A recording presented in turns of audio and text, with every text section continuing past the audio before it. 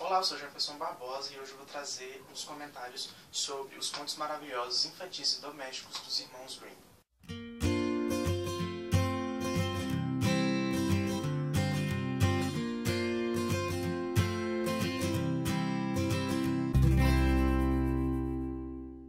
Os irmãos Jacob e William Grimm são alemães e nasceram ainda no século XVIII, com a diferença de apenas um ano entre eles.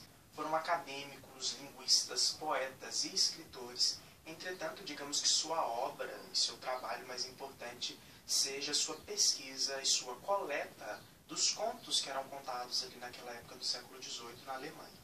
Eles tiveram então um trabalho de buscar esses contos que eram repassados oralmente entre as famílias e coletá-los, anotá-los.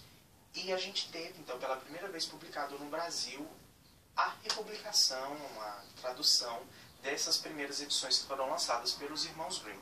O primeiro tomo, o primeiro volume em 1812 e o segundo em 1815.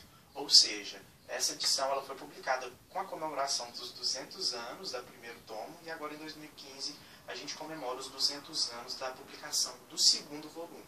O primeiro tomo publicado, então, em 1812, ele vai trazer 86 contos dos mais variados tipos, e já aqui nesse primeiro tomo a gente encontra com algumas histórias que nós conhecemos bastante, entretanto de forma bastante diferenciada. Então, aqui a gente tem A Bela Adormecida, A Branca de Neve, Chapeuzinho Vermelho, Gato de Botas, Barba Azul. Então são várias histórias que nós conhecemos de uma forma maquiada e da forma que chegou aos dias de hoje. Entretanto, a gente tem aqui a forma como elas eram contadas em 1812, que são bastante diferentes e muito macabras. E macabra é uma coisa que se repete muito nessas histórias. Eu não consegui imaginar o quão macabro podiam ser essas histórias, que eram também repassadas para as crianças. As pessoas eram degoladas, as pessoas eram mortas, e tudo era muito trágico. E hoje essas histórias chegam pra gente como histórias bonitinhas, belíssimas, onde tudo se resolve bem.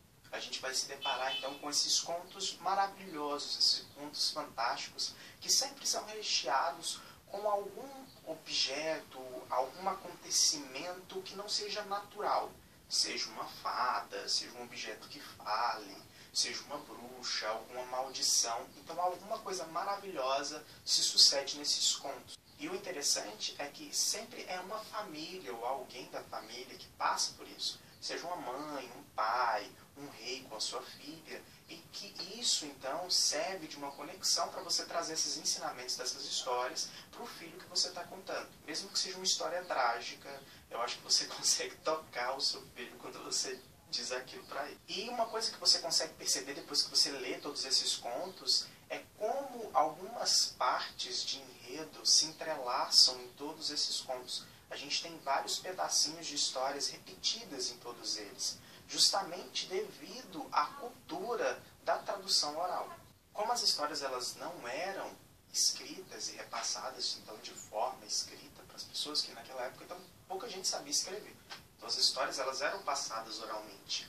Então não tinha você como restringir que as histórias se misturassem, que um pedacinho de uma história acabasse se tornando outra. Ou às vezes a pessoa que estava contando tinha aquele começo de história igual, como acontece em muitos dos contos, você tem começos iguais, mas desmembramentos diferentes. Às vezes a pessoa que está contando, ela acrescenta uma pequena parte, ou ela muda, desvia a história, ou ela junta duas histórias.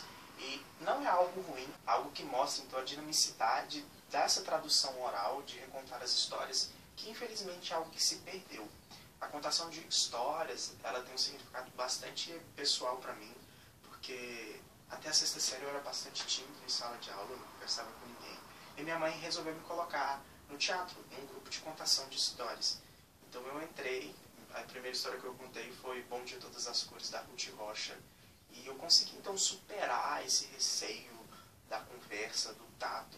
E a contação de histórias é algo realmente brilhante. A gente tem pessoas que mandam muito bem na contação de histórias no Brasil.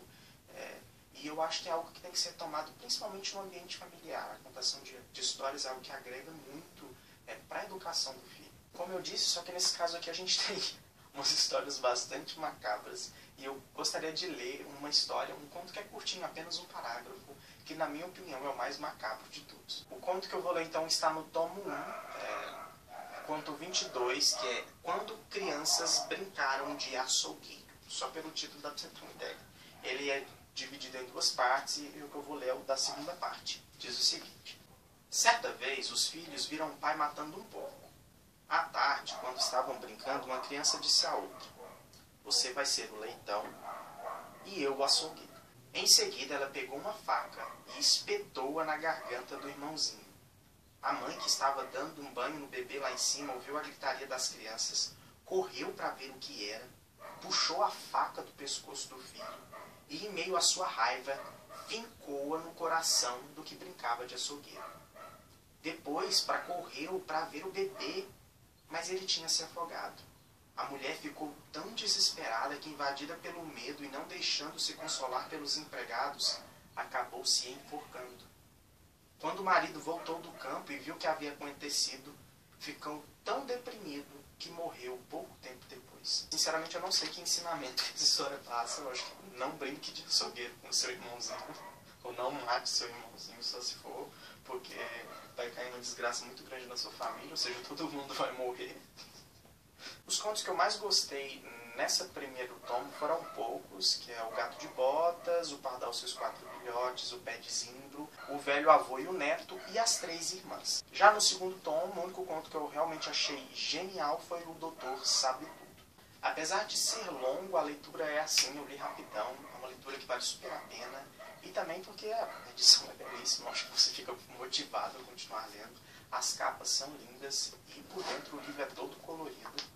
Tá? Você tem as ilustrações com essas xilogravuras, o que é bastante legal, que mistura então a cultura da contação de histórias alemã com uma cultura brasileira, então é algo realmente sensacional. Ficou uma edição maravilhosa.